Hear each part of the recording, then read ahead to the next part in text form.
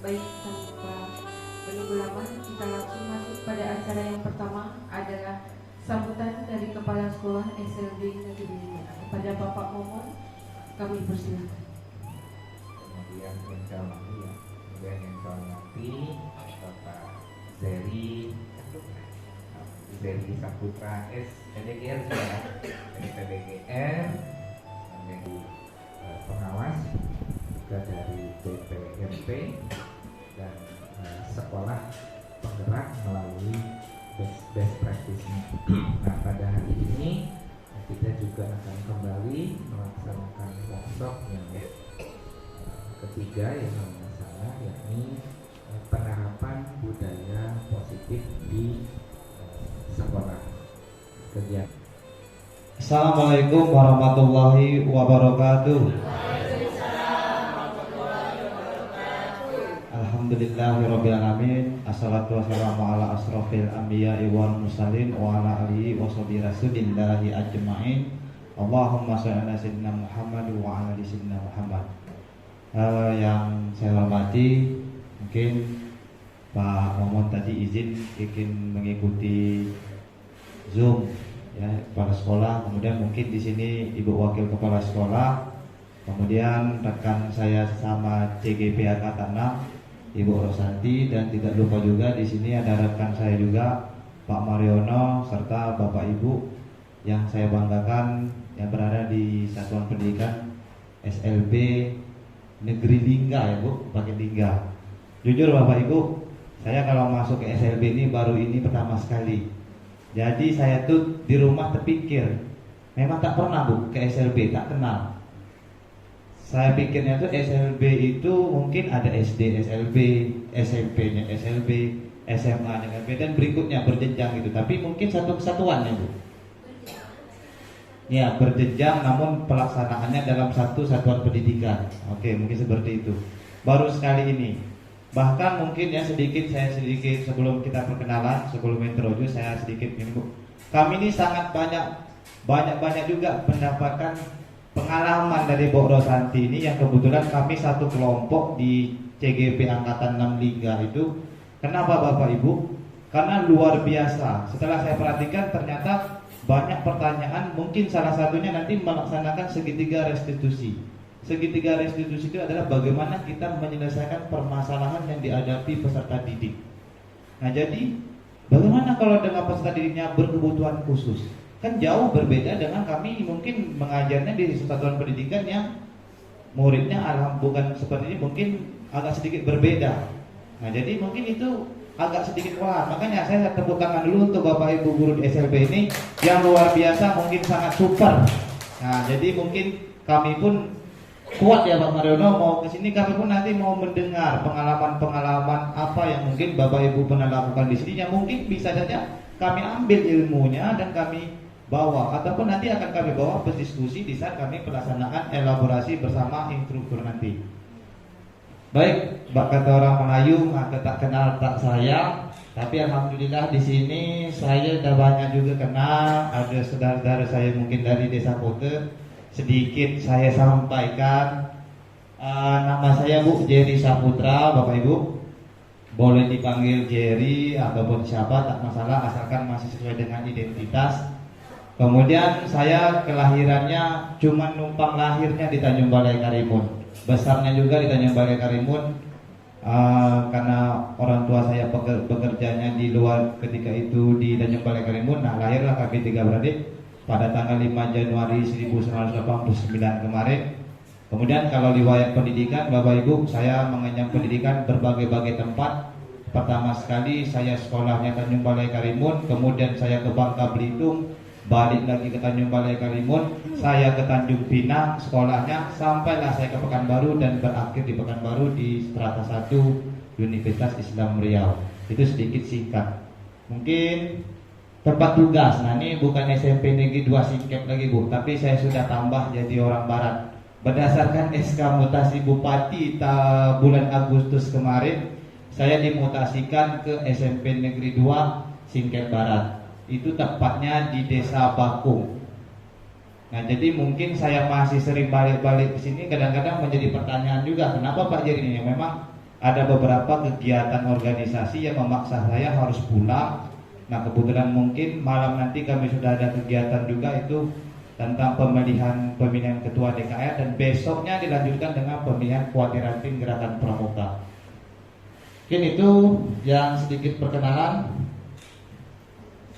Bapak Ibu, kembali kepada judul. Nah tadi sudah disampaikan oleh Bu Rosanti sedikitnya mengapa pentingnya budaya positif itu kita tetapkan di sekolah. Tentu penting Bapak Ibu, sangat-sangat penting. Nanti kita akan bahas lebih dalam. Tapi pada kesempatan ini karena modulnya berbagi, saya berdapatlah 2 materi, yaitu bagaimana kita semua akan memahami nanti 5 kebutuhan dasar manusia, dan yang berikutnya yaitu adalah bagaimana kita menyelesaikan masalah siswa dengan menggunakan segitiga restitusi.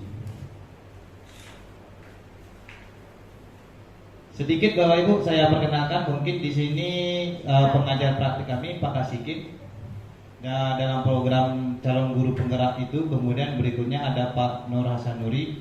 Ini orang Lampung ya, Pak Mariono dari Lampung yang merupakan fasilitator. Nanti kegiatan TGP itu ada lagi satu lagi Bapak Ibu, nanti namanya instruktur nasional yang berbeda-beda, setiap modulnya berbeda-beda. Bapak Ibu, salah satu kewajiban yang harus kami lakukan adalah bagaimana beberapa pengalaman, aktivitas, informasi dan ilmu yang kami peroleh dari kegiatan calon guru penggerak itu ternyata diberikan dalam satu tugas modul, yaitu wajib dibuatkan aksi nyata. Aksi nyata tersebut apa? Yaitu seperti ini. Bagaimana kami bisa mendesiminasikan ini? Bahasa sederhananya mungkin membiaskan informasi dan aktivitas ini kepada rekan-rekan sesama guru ataupun dalam forum komunitas praktik pengajar praktisi nantinya. Nah, ini jadi merupakan salah satu kewajiban yang harus kami lakukan untuk memenuhi tuntutan aksi nyata itu sendiri. Nah, di sini saya akan memulai dengan mengambil salah satu filosofi Ki Hajar Dewantara. Ini Bapak Ibu, Ki Hajar Dewantara itu bilang bahwasanya seorang pendidik itu sama seperti petani. Kita kutip kalimatnya. Kita ambil contoh perbandingannya dengan hidup tumbuh-tumbuhan. Seorang petani dalam hakikatnya sama kewajibannya dengan seorang pendidik yang menanam padi, misalnya hanya dapat menuntun tumbuhnya padi. Berarti kalau dari sini Bu, kalau di perumpamaan kita itu seorang pendidik sama dengan petani, maka kita pun hanya menuntun tumbuhnya siapa Bapak Ibu? Hanya menuntun tumbuhnya peserta didik. Nah, disinilah nanti letak kuncinya merdekanya belajar itu. Jadi mungkin selama ini saya banyak-banyak beristighfar Bapak Ibu, banyak-banyak berevaluasi, merefleksi diri. Kenapa? Sangat banyak aktivitas hampir 7 tahun mulai dari CPNS sampai PNS ini, aktivitas itu ternyata banyak bertentang yang memang melanggar kodratnya anak. Saya banyak mengkehendaki apa yang ada dalam pikiran saya sebagai pendidik agar anak itu bisa mengikuti kita. Ternyata konsep itu salah. Kenapa? Karena di sini kita hanya menuntut tumbuhnya peserta didik tadi. Nah, nanti kita akan berbahas lebih dalam lagi. Di sini Bapak Ibu adalah 5 kebutuhan dasar manusia. Bapak Ibu, saya mau ingin tanya Bapak Ibu, mungkin kita pernah marah, kita pernah menegur. Salah satu mungkin perilaku atau aktivitas siswa kita di sekolah, pasti sering. Tapi ternyatanya Bapak Ibu, kita harus tahu, setiap apapun aktivitas, apapun perilaku yang dibuat oleh si anak tadi, ternyata ada suatu hal yang lebih mendasar. Ternyata setelah dikaji dalam teorinya oleh William Glasser ini, ternyata ada 5 yang membuat anak itu melakukan sesuatu, termasuk orang dewasa dan termasuk kita sendiri. Jadi di dalam melakukan sesuatu itu ternyata dalam seorang manusia itu ada 5 kebutuhan dasarnya, sehingga membuat dia melakukan suatu kegiatan ataupun aktivitas, baik itu aktivitas positif maupun aktivitas negatif. Nah, yang pertama itu adalah ternyata adalah aktivitas untuk bertahan hidup. Itu alami. Kembali kita merefleksikan kepada diri. Mungkin kalau hari ini ada mungkin hewan yang buas mungkin lepas dari kandangnya bertemu dengan kita, tentu kita lari Bapak Ibu secara tidak langsung. Kenapa? Karena memang Ada spontanitas kebutuhan diri yang harus kita penuhi, itu apa? Yaitu adalah untuk bertahan hidup. Nanti kita akan kaji lebih dalam dan nanti kita relevansinya kepada pendidikan, tapi ini umum dulu. Nah, kemudian adalah ternyata seorang manusia itu yang kedua membutuhkan kasih sayang dan rasa diterima. Nah, di sini peserta didik ini sangat sering nih. Terjadinya pemilahan kasih sayang yang diberikan guru kepada peserta didiknya itu ternyata salah. Kenapa? Karena setiap peserta didik, kalau tadi dikatakan oleh Ki Hadi itu tanam padinya itu hanya memenuhi kebutuhan supaya padinya subur, dikasihlah pupuk yang merata. Ya seperti kita juga sebagai seorang pendidik, kasihlah kasih sayang itu yang merata. Kenapa? Karena itu kebutuhan individual peserta didik. Nanti akan kita kaji lebih dalam. Kemudian adalah ternyata seorang manusia itu membutuhkan yaitu kekuasaan dan penguasaan. Nah, ini sering Bapak Ibu. Ini sering. Manusia itu ternyata ingin memiliki rasa kebutuhan menguasai sesuatu dan memiliki suatu hal yang bisa dia melakukan penguasaannya. Itu yang berikutnya. Dan yang keempatnya yaitu adalah kebebasan. Ternyata siswa itu atau manusia itu ternyata ingin bebas. Tapi bebasnya sekali lagi harus dituntun. Kemana bebas yang mengarahkan kepada aktivitas-aktivitas yang bermanfaat ataupun aktivitas-aktivitas yang positif. Yang terakhir yaitu adalah kesenangan. Ternyata manusia itu butuh senang. Nah, jadi ini adalah 5 kebutuhan dasar manusia yang disampaikan William Greiser ini. Dan inilah yang akan dikajikan dan diterapkan dalam pendidikan.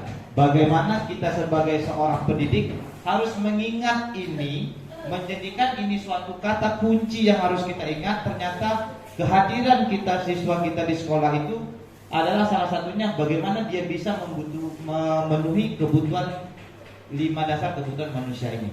Itu salah satunya. Nah, nanti kita akan bahas lebih dalam satu persatu. Nah, yang pertama itu adalah bertahan hidup. Bertahan hidup seperti apa? Bertahan hidup yaitu adalah kebutuhan bertahan hidup. Kebutuhan bertahan hidup atau survival adalah kebutuhan yang bersifat fisiologis untuk bertahan hidup. Misalnya makan, ataupun pakaian, istirahat, tempat berlindung, keamanan dan kesehatan. Secara sederhana itu dapat dipenuhi dengan makan, tidur, olahraga, memberikan perlindungan. Jadi Bapak Ibu, ternyata bisa saja salah satu aktivitas yang dibuat siswa kita di sekolah, mungkin ada suatu kejadian kasus nantinya siswa itu memukul temannya dengan brutal. Tapi setelah dikaji ternyata dia ingin bertahan hidup. Kenapa? Karena dia sudah mendapatkan suatu ancaman. Nah, jadi dan siswa yang dipukul tadi pun nanti akan kita lihat kenapa siswa itu dia bisa terpukul. Ternyata dia ingin memenuhi kebutuhan penguasaan lagi. Nah, jadi di sinilah diharapkan peran-peran kita sebagai pendidik itu nanti bagaimana kita meluruskan, bagaimana kita dapat menempatkan pelayanan kepada peserta didik, bagaimana 5 kebutuhan dasar ini dapat tumbuh dengan seimbang. Baik, yang berikutnya yaitu adalah kasih sayang dan rasa diterima. Kebutuhan itu termasuk kebutuhan psikologis seperti rasa diterima, dipedulikan, berbagi, bekerja sama, menjadi bagian dari satu kelompok, dikasihi, mengasihi, disayangi, menyayangi.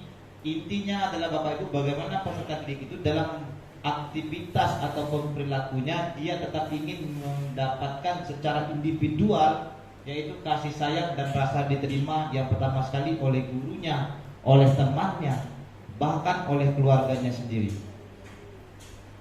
Nah, ini perlu Bapak Ibu. Saya ingat dulu saya ketika masih kuliah dulu ada kasus Bapak Ibu, ternyata ada seorang anak yang dibunuh ya Bapak Ibu oleh orang tuanya. Ternyata salah seorang guru sudah mulai mengidentifikasi itu. Kenapa? Karena siswa itu periang. Dia datang ke sekolah periang, kemudian berikutnya datang tidak riang lagi.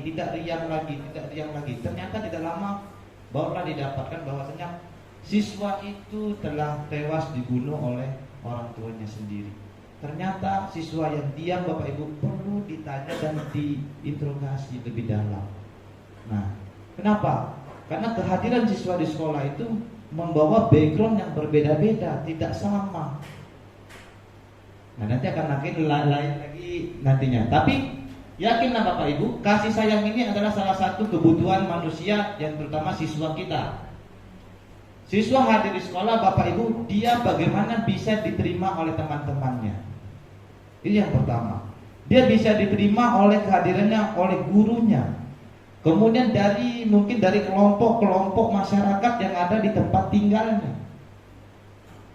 Bahkan lagi di tempat-tempat yang lain. Kembali lagi, kalau seorang guru sudah membenci siswa, seperti apa nanti jadi siswanya? Nah, seperti itu. Nah, jadi inilah Bapak Ibu, saya pun sambil belajar dan sambil juga banyak mengintrospeksi diri. Makanya saya bilang Bapak Ibu, saya pun banyak juga untuk beristighfar. Kenapa? Karena selama ini hampir 7 tahun menjadi guru, mungkin ini kurang. Mungkin sudah pernah kita terapkan, tapi tidak semaksimal mungkin. Mungkin hanya kepada beberapa orang siswa, tapi tidak. Ini seluruh siswa harus diberikan rasa, bagaimana siswa itu diberikan rasa kasih sayang dan rasa diterimanya kehadirannya di sekolah. Nah, itu yang berikutnya, selanjutnya adalah kekuasaan dan penguasaan. Bapak Ibu, ternyata manusia itu, mungkin termasuk kita, ternyata ingin memenuhi kebutuhan menguasai sesuatu atau menjadi penguasa. Nah, makanya di sekolah itu tidak heran mungkin seorang peserta didiknya atau siswanya nanti melakukan suatu kegiatan, aktivitas ataupun perilaku yang merugikan temannya, tapi sebenarnya tujuannya apa? Ternyata ini, dia ingin mengambil suatu kekuasaan atau menjadi penguasa. Nah, ini salah satu Bapak Ibu yang ternyata merupakan salah satu kebutuhan manusia itu sendiri. Saya aja di rumah ada 2 anak, ternyata anak saya yang kecil itu Bapak Ibu sudah mau memiliki ini. Dia tidak mau mungkin mainannya tidak mau dia diganggu oleh abangnya. Dia merasa memiliki rasa penguasaan terhadap mainannya sendiri. Abangnya tidak boleh ganggu. Nah, jadi itu anak sekecil itu saja sudah saya identifikasi, ternyata dia membutuhkan kekuasaan dan penguasaan akan suatu barang yang dimilikinya. Nah, itu salah satu. Nah, berikutnya adalah kebebasan. Nah, kebebasan juga itu. Siswa jangan banyak diberi arti kata suatu hal yang mungkin menurut kita benar, belum tentu. Nanti kalau di pembelajaran berdiferensiasi, yaitu dalam pembelajaran yang memahami bagaimana tumbuh kembangnya peserta didik, mungkin Bapak Ibu sudah belajar di PMM ataupun di guru berbagi. Ternyata kebebasan itu penting Bapak Ibu. Mungkin dalam beberapa aktivitas belajarnya. Jadi kalau mohon kita sama-sama, mungkin saya juga sendiri ya, kemudian memperhatikan bagaimana memberikan sedikit kebebasan kepada siswa. Nah, jadi kalau kebebasan ini ditekan, khususnya siswa yang lahir dari keluarga yang berbeda dengan kita atau dengan hal yang lain, mungkin dia di rumahnya tidak memiliki rasa kebebasan. Kapan dia mulai kebebasan? Ya di sekolah. Di sekolah dimanfaatkannya. Makanya ada siswa yang mungkin nanti di rumahnya baik ya karena mamanya tegas, ayahnya tegas, tapi di sekolah baru dia dapat melampiaskan rasa kebebasan itu. Maka di rumah baik, tapi nanti di sekolah dia tidak baik. Kenapa? Karena di rumah ini tidak didapati, tidak didapatkan. Bahkan ada lagi mungkin dalam suatu kelompok, di kelompok bermainnya siswa tidak memiliki ini, tapi di kelompok yang lain nanti dia memiliki rasa kebebasan. Nah, ini jadi juga salah satu bagian daripada kebutuhan manusia. Yang berikutnya adalah kesenangan. Nah, ini yang terakhir Bapak Ibu. Ternyata siswa itu butuh, ataupun diri kita ini sebagai manusia butuh suatu kesenangan. Kesenangan, jadi ini adalah kebutuhan untuk mencari kesenangan, humor, bermain, bersenang-senang. Jadi marilah mulai kita bagaimana mendesain suatu pembelajaran, yaitu adalah pembelajaran yang berusaha untuk memberikan kesenangan kepada siswa. Baik Bapak Ibu, mungkin saya modul yang satu ini saya sudahi dulu. Nanti kita akan lanjut ke tiga restitusi. Tapi sejauh ini saya ingin kepada Bapak Ibu, bagi yang ingin bertanya, mungkin kami bisa jawab. Kalau saya tak bisa jawab, ada Bu Rosanti, ada Pak Mariono, ataupun nanti pertanyaan itu akan kami bawa ke dalam forum elaborasi kami bersama instruktur ataupun kolaborasi kami bersama fasilitator. Ada yang ingin bertanya, Bapak Ibu?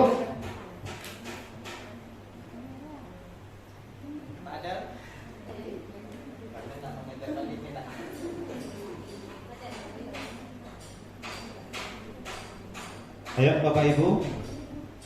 Baik, mungkin tak ada ya. Kalau tak ada saya lanjut lagi ke materi yang terakhir, yaitu adalah segitiga restitusi. Bapak Ibu, tadi sudah disinggung Bu Santi, ada 5 posisi kontrol guru di dalam penyelesaian masalah siswa, Bapak Ibu. Yang pertama itu Bapak Ibu, ada guru yang menyelesaikan masalah siswa di mana posisinya Bu Santi hanya sebagai penghukum. Hanya sebagai penghukum. Seperti apa contohnya? Saya simulasikan. Mungkin ada siswa datang terlambat berlari-lari. Berlari sudah hampir 15 menit terlambat. Jadi ketemulah sama Pak Jerry di depan gerbang. Budi, ngapa lambat? Maaf Pak, saya terlambat. Udah kau, pergi sana ke ruang PP. Itu namanya penghukum, Bapak Ibu. Satu arah. Artinya penyelesaian masalah itu hanya diberikan oleh guru itu sendiri. Itu sebagai penghukum. Sering dilakukan? Sangat sering. Kalau saya dulu sering Bang Mario di SMP 2. Ternyata itu kurang tepat. Bahkan kadang kita berpikir ternyata harus tegas, sehingga suatu saat peserta didik itu akan takut. Dengan ketakutannya akan dia menjadi suatu disiplin. Justru tidak seperti itu. Nah, itu sebagai penghukum. Nah, kemudian disinggung barusan tadi, ada posisi kita ketika menyelesaikan masalah siswa, kita menjadi peran pembuat rasa bersalah kepada siswa. Contohnya siswa tadi terlambat, Budi. Tap, Budi berjalan. Budi, kenapa kamu terlambat? Aduh nak, kan Bapak hari ini piket. Gimana kamu? Ini tanggung jawab Bapak. Sehingga dalam diri siswa timbul, gara-gara dia terlambat, gurunya disalahkan oleh, mungkin wali kelasnya disalahkan oleh kepala sekolah. Jadi tidak boleh juga. Sering dibuat juga sering. Kalau saya lebih sering nomor 1 tadi sebagai penghukum. Tapi kalau guru perempuannya memang sering nomor 2. Aduh nak, ngapa terlambat, gini-gini, janganlah nak, nanti malu ibu nak sama kelas yang lain. Sering seperti itu. Sering. Ternyata itu juga kurang tepat.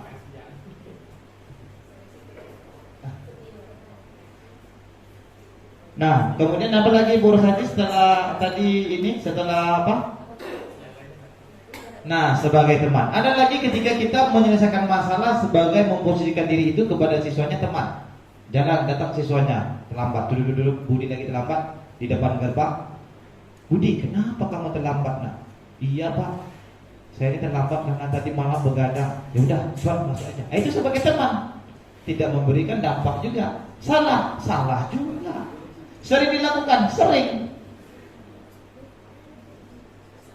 Nah, jadi artinya kegiatan-kegiatan itu nanti tidak akan memberikan suatu pembelajaran. Nah, kemudian setelah sebagai teman barulah masuk kepada yang berikutnya, apalagi Bu Santi tadi? Nah, sebagai hanya pemantau. Kalau hanya sebagai pemantau ini Bapak Ibu, bagaimana peran peserta didiknya itu ketika dia terlambat, berlari. Budi, kamu ini setelah Bapak amati dari buku piket, kamu udah sering terlambat. Nah, ini adalah hari yang ketiga. Nah, jadi pesan guru, ya udah kalau gitu besok jangan diulangi lagi. Nah, dia hanya sekedar menyampaikan sesuatu hal, tapi dengan didukung oleh data-data yang dimilikinya saja, seperti itu saja. Dan yang terakhir nanti, nah inilah barulah sebagai manajer Bapak Ibu.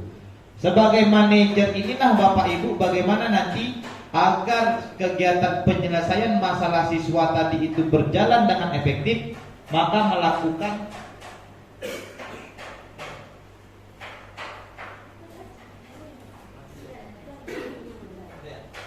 maka yang puncak tadi adalah sebagai manajer. Nah, sebagai manajer itulah nanti dia akan menjalankan segitiga restitusi ini.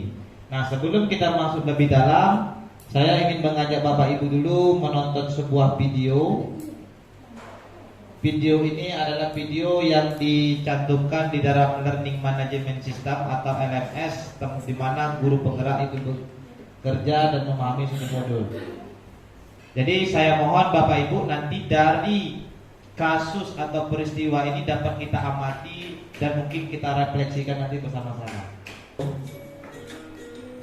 Saya berharap nanti di sini Bapak Ibu bisa melihat peran gurunya dan bagaimana cara dia menyelesaikan masalah. Pada video kali ini kita akan membahas tentang salah satu program disiplin positif yang diterapkan di lingkungan sekolah yang dikenal dengan nama restitusi.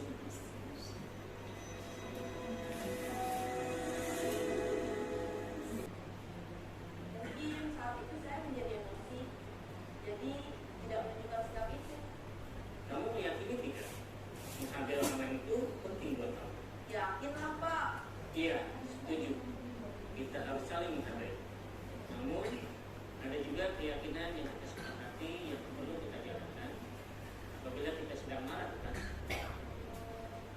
Ya, saya bisa lebih proaktif, mulai dengan diri sendiri. Saya bisa jadi lebih sabar, mengambil waktu juga untuk berpikir mau apa selanjutnya. Kira-kira kamu bersedia memperbaiki masalah ini tidak? Sedia Pak. Kalau kamu memperbaiki masalah ini, kamu akan menjadi orang seperti apa? Saya akan menjadi orang yang bertanggung jawab kali ya Pak. Dan senantiasa proaktif. Iya, menurut kamu bagaimana rasanya menjadi orang seperti itu? Dan nyamanlah, bangga bisa bersabar dan tahan diri. Baiklah kalau begitu. Yuk kita pikirkan bagaimana memperbaiki masalah ini.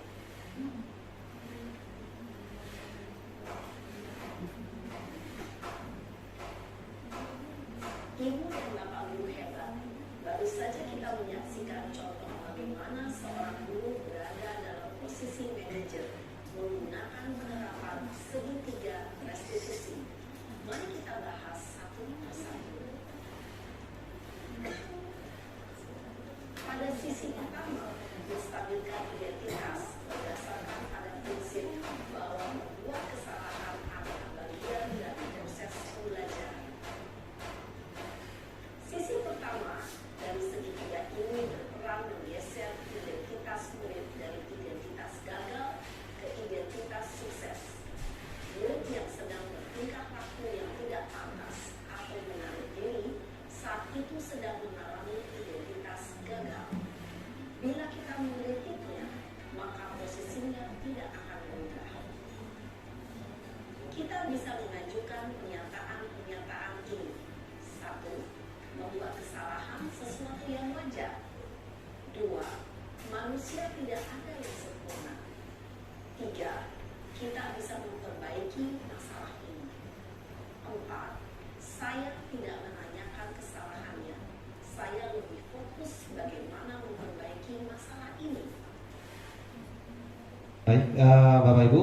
Nah, tadi kita lihat Bapak Ibu bagaimana salah satu contoh kasus permasalahan siswa yang diselesaikan dengan menggunakan segitiga restitusi.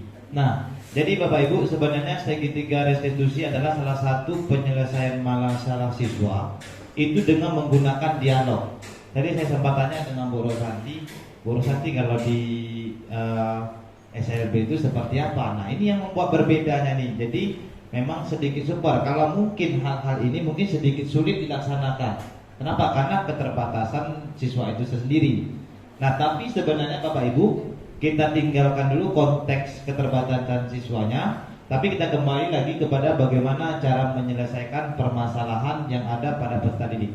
Jadi Bapak Ibu, dengan penyelesaian masalah yang menggunakan dialog tadi, itulah yang sebenarnya yang diharapkan kepada seorang pendidik kepada siswanya. Jadi di sini penyelesaian masalahnya adalah tidak lagi menggunakan kekerasan. Itu yang pertama. Dan kemudian posisi guru pada masa itu sudah sebagai manajer, tidak lagi sebagai penghukum, teman ataupun pembuat rasa bersalah. Nah, jadi segitiga restitusi itu yang pertama sekali Bapak Ibu adalah bagaimana menstabilkan identitas. Maksudnya menstabilkan identitas ini Bapak Ibu, bagaimana personal individu siswa yang sedang bermasalah tadi itu kita tenangkan dulu. Tenangkan. Mungkin dia sedang melakukan kesalahan yang fatal, ya, tapi tidak boleh diberi suatu tindakan kekerasan. Jadi tetap dulu dikatakan seperti apa? Gini, dia bilang ajukan suatu pernyataan yang menyatakan, nah, membuat kesalahan itu sesuatu yang wajar. Tidak hanya kamu, mungkin bapak juga pernah melakukannya. Nah, jadi itu mulai untuk meredakannya dulu. Jadi tidak perlu lagi dilakukan dalam ketika siswa bersalah langsung pertama menggunakan kata-kata yang tidak baik yang bisa melukai siswa secara psikologis. Nah, tidak perlu seperti itu, ataupun tidak perlu dengan melakukan suatu tindakan yang melakukan kekerasan dalam arti kata kekerasan fisik, tidak perlu. Nah, yang pertama itu adalah bagaimana ketika siswa bermasalah, intinya adalah kita mulai menstabilkan identitas siswa itu dulu, menstabilkan diri siswa itu dulu dengan menggunakan dialog. Sekali lagi, segitiga restitusi ini adalah salah satu metode cara untuk menyelesaikan permasalahan siswa dengan mengandalkan dialog, dengan memberikan pernyataan-pernyataan yang pada akhirnya nanti membimbing siswa untuk pertama sekali nanti dia memahami kesalahannya, kemudian dia mulai memikirkan apa yang dilakukannya suatu kesalahan itu dan memikirkan solusinya sendiri. Nah, jadi intinya kepada siswa sendiri. Berikutnya, dalam menstabilkan identitas ini adalah berdasarkan prinsip membuat kesalahan adalah bagian dari proses pembelajaran. Jadi siswa itu ketika melakukan suatu kesalahan itu adalah bagaimana dia merupakan salah satu bagian daripada proses pembelajaran, Bapak Ibu. Jadi siswa yang salah itu sebenarnya salah satu proses pembelajaran ketika melakukan kesalahan itu. Kenapa? Nanti mungkin kalimat biasanya akan belajar dari suatu pengalaman. Siswa yang sedang melakukan kesalahan itu lagi-lagi kita harus ingat sedang dalam proses pembelajaran juga. Jadi bukan dalam kata-kata sedang nakal, sedang suka-suka dia, tapi tidak, dari dalam proses belajar juga. Nah, itu kemudian berperan menggeser. Nah, jadi untuk menstabilkan identitas ini juga berperan menggeser identitas murid dari identitas gagal ke identitas sukses. Nah, nanti bagaimana dengan kesalahan dia tadi? Karena kita bilang udahlah nak, melakukan kesalahan itu adalah sesuatu yang wajar, bapak juga pernah seperti itu. Nanti akan timbul rasa dalam diri siswa, oh ternyata aku tidak langsung dimarahkan, ternyata bapak masih bisa menghargai, dan mungkin kesalahan yang aku buat ini kan ada latar belakangnya, Bapak Ibu. Latar belakangnya kembali lagi kepada 5 kebutuhan dasar manusia tadi yang tidak kita ketahui dan belum kita selami dan kita identifikasi bagi individu dulu peserta didik tadi. Nah, yang kemudian juga menstabilkan identitas ini, jangan mengkritik murid yang sedang mengalami identitas gagal. Jangan dulu memberi justice atau menghukum, mengkritik ketika siswa melakukan kesalahan. Jangan seperti itu dulu.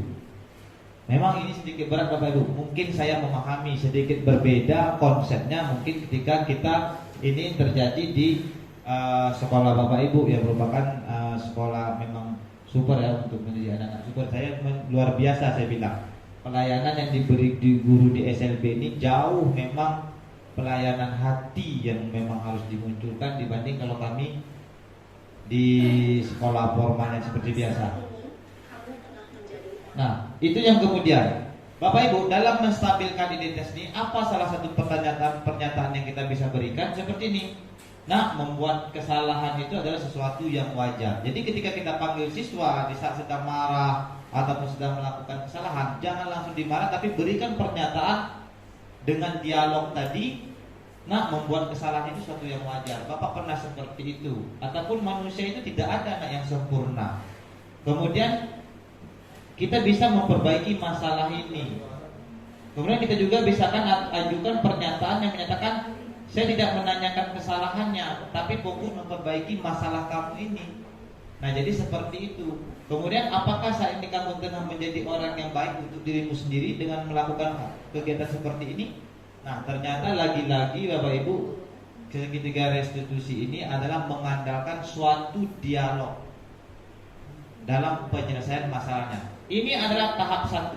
Jadi ketika siswa bermasalah, yang pertama sekali adalah yang harus dilakukan bagaimana kita bisa menstabilkan identitas peserta didik itu dari identitas gagal menjadi identitas sukses nantinya setelah selesai.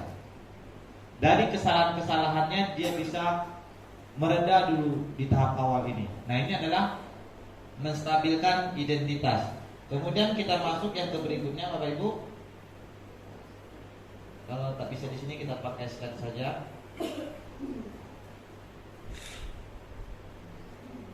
Nah, kemudian yang berikutnya adalah validasi tindakan salah. Setelah siswa yang bermasalah tadi reda, memahami, ternyata aku tidak disalahkan. Guru memahami, ternyata ada satu hal.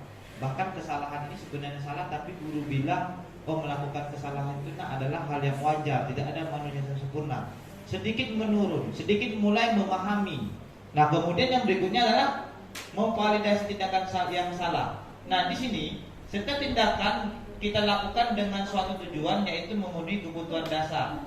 Kalau kita memahami kebutuhan dasar apa yang mendasari sebuah tindakan, kita akan bisa menemukan cara-cara paling efektif untuk memenuhi kebutuhan tersebut. Nah, jadi menurut teori kontrol ini ada beberapa pertanyaan yang bisa kita berikan dalam perjalanan segitiga restitusi yang bisa membuat siswa memvalidasikan kesalahan yang dilakukannya. Bagaimana? Padahal kamu bisa melakukan yang lebih buruk dari ini ya. Mungkin itu salah satunya. Kemudian kamu pasti punya alasan mengapa kamu melakukan itu. Nah, kita mulai mengarahkan kepada siswa agar dia mengakui suatu kesalahannya. Jadi mungkin tadi ada siswa yang terlambat. Kita sampaikan kepada siswa tadi menggunakan yang pertama, menstabilkan identitas dulu. Nah, kenapa kamu terlambat? Yaudah, nih, ayo ikut bapak dulu. Sampai di ruangan, kamu bukan satu-satunya siswa yang terlambat. Siswa lain juga ada. Nah, jadi dia mulai tidak merasa bersalah dulu. Ternyata ada suatu hal yang dipahami guru kepada dirinya tentang keterlambatan itu, tapi di tahap awal. Kemudian yang berikutnya kita tanyakan, kamu punya alasan? Kamu pasti punya alasan mengapa kamu melakukan kesalahan ini. Nah, dia mulai memvalidasikan tindakan salah. Iya Pak, saya terlambat tadi karena tadi di jalan saya sengaja duduk-duduk dulu di taman.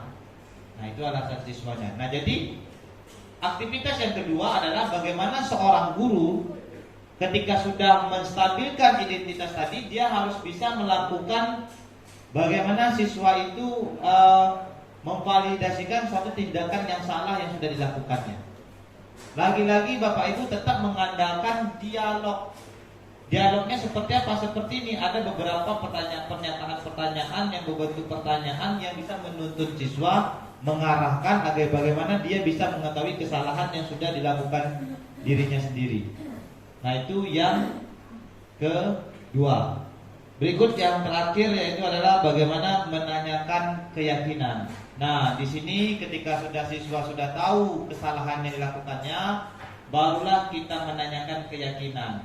Nah, keyakinan ini baru adalah pernyataan yang mulai menuntun siswa seperti apa? Apa yang kita percaya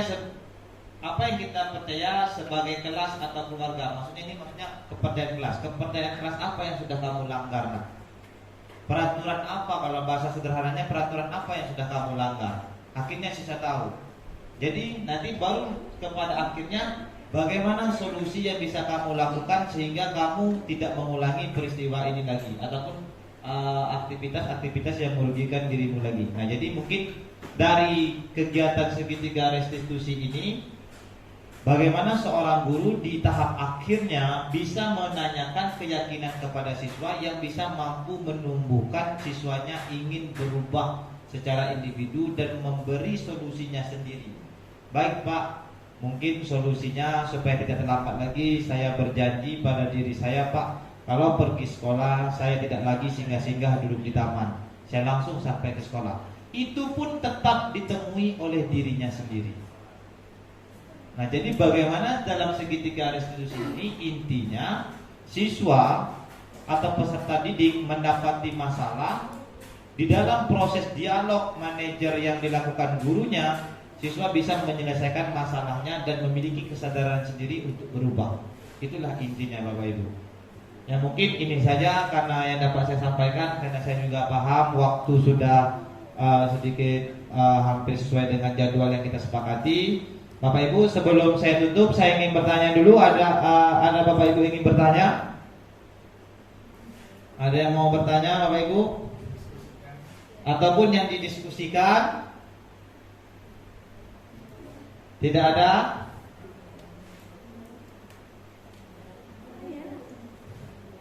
Baik, mungkin kalau tidak ada, ya, Bu Rosanti.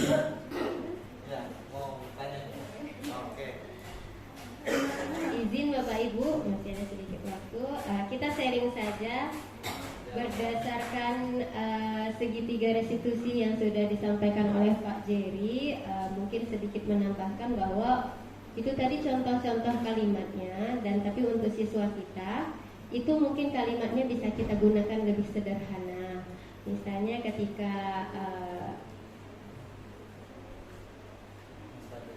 menstabilkan identitas, mungkin contoh pertanyaannya tadi, mungkin bukan kamu satu-satunya orang yang berbuat salah, tapi bisa bilang, iya ibu tahu, Nisa mungkin sedih, Josrin juga main hujan kan tadi, jadi menenangkan.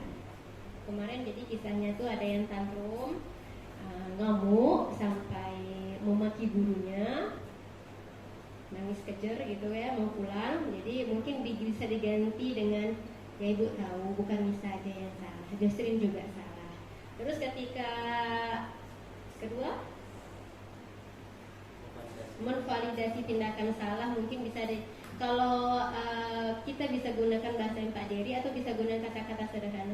Menurut Nisa, main hujan itu salah apa betul?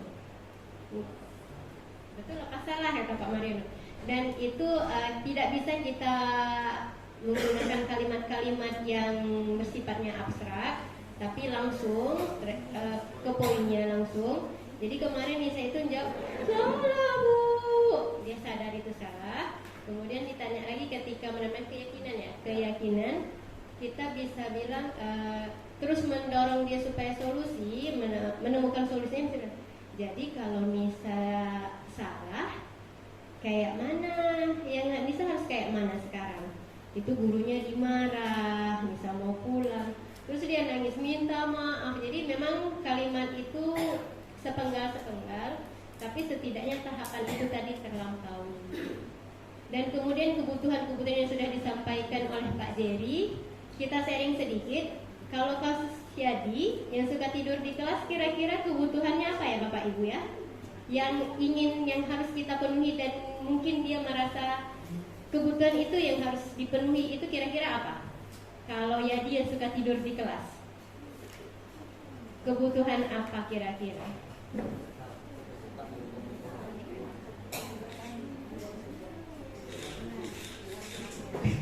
Ya mau sih kebutuhan khusus. Ya, kalau ya dia suka tidur di kelas. Jadi Pak Mariono, Pak Jerry, kami ada siswa yang satu ini dia tinggal di panti asuhan. Jadi dia selama ini panti jompo kan tidak tergantung ya. Jadi dititipkan dinas sosial di situ. Dia adalah saksi ya, saksi kematian ibunya yang meninggal di hutan setelah berapa hari baru ditemukan dan tinggal kerangka. Jadi dia seperti saksi yang dilindungi. Cuma sampai sekarang karena dia berkebutuhan khusus, polisi juga tidak bisa mengambil keterangan dari anak ini. Jadi dititipkan di panti jompo. Ayahnya sudah meninggal. Hah? Koma? Ayahnya meninggal katanya. Ayah aslinya meninggal. Ayah aslinya meninggal. Masih ada? Oh, bapak tirinya masih ada. Ibunya meninggal di hutan, jadi tidak tahu Pak Jerry dibunuh atau tidak. Polisi tidak bisa mengambil keterangan. Jadi anak ini suka tidur di kelas karena dia di panti itu suka diandalkan untuk antar jemput, pergi ke sana ke sini ataupun mengerjakan tugas-tugas yang lainnya. Dugaan. Ya, kebetulan Mega wali kelasnya. Dan menurut Bapak Ibu, kira-kira kebutuhan apa kalau untuk siswa kita Mulyadi? bertahan hidup, kemudian ya kasih sayang. Ya, jadi mungkin wali kelas dan tugas kita bersama adalah bagaimana memastikan anak murid kita ini mendapatkan kebutuhan itu. Jika tidak dapat di panti, di sekolah lah tempat dia mendapatkan yang seperti itu. Kalau Melvin kebutuhan akan apa? Jadi ada siswa Pak, dia suka mengganggu temannya, usir. Jadi dia suka kalau temannya susah, menyembunyikan sepatu, terus sepatunya disembunyikan entah di mana, sepatu temannya nangis, temannya bingung, sepatunya kemana? Kebebasan dan Kebebasan dan kesenangan. Jadi mungkin nanti pembelajarannya harus memperhatikan kebebasan dan kesenangan Melvin, tapi tetap kebebasan dan kesenangan yang bisa dipertanggungjawabkan dan tidak mengganggu orang lain. Ada lagi yang mau kita sharing? Yasir, Pak Jerry, Pak Mariono, kasusnya begini, dia tidak mau ngomong sama orang lain, ke wali kelasnya sudah mau ngomong sesekali. Jadi kalau mau apa-apa buka apa? Padahal dia tidak mengenai hambatan pendengaran, tidak juga hambatan wicara, tapi memang tidak mau bersuara. Jadi kalau misalnya guru yang sesekali masuk ke kelasnya, Yasir langsung ngadep dinding. Nah ini hasil karyanya nih, dia menghadap ke dinding, terus dia tidak berbunyi, tidak merespon, mukanya kayak orang sedih, takut, nangis. Kira-kira itu kebutuhan apa?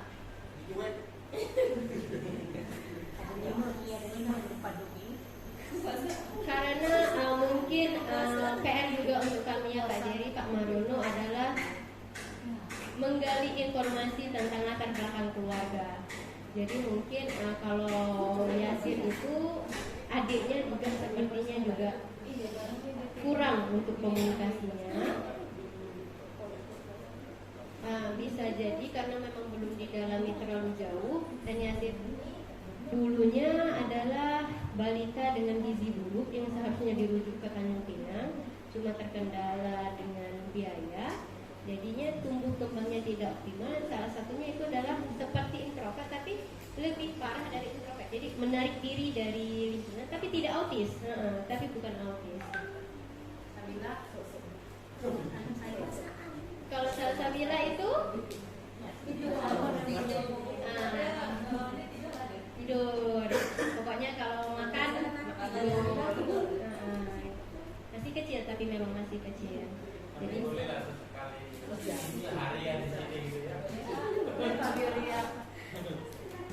tapi senang ya Bu saya mendengar dialog ini. Cuman saya lagi-lagi kembali kepada anak itu sendiri dulu. Ini kan sekolahnya luar biasa Bapak Ibu. Memang siswanya berkebutuhan khusus. Tapi belum bisa juga, saya masih berpihak kepada siswanya dulu. Belum bisa juga kita identifikasi mungkin kekurangan kebutuhan Bu Santi. Memang dia kan super nih. Dia ada keterbatasan.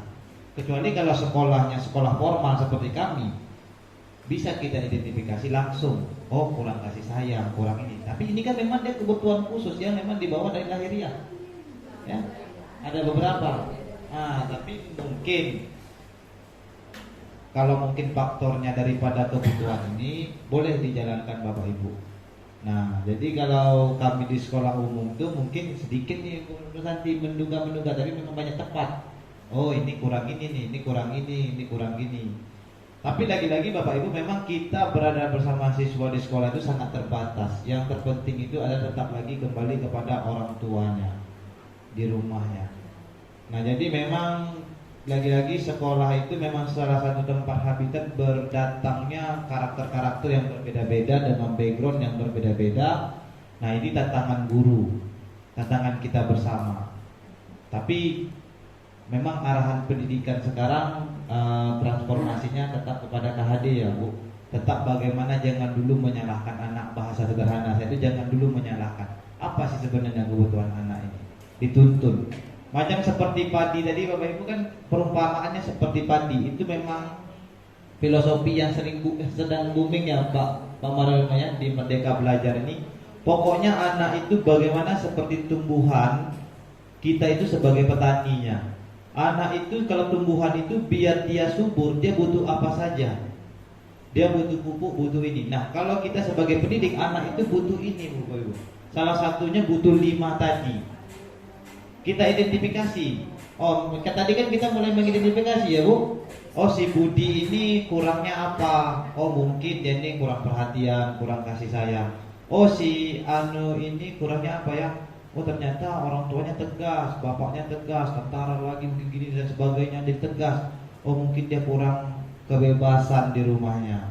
Mungkin mau gini sedikit udah dimarah, mau gini sedikit udah dimarah. Jadi lantas karena kekurangnya kebebasan itu di sekolah dia tidak ada orang yang ditakutinya, yang mengekangnya, dia ingin merdeka, ingin bebas. Ya Pak yang Mariono. Nah, mungkin itu saja tambahan saya. Tapi ini sedikit dulu, Pak Mariono ini kita kasih kesempatan.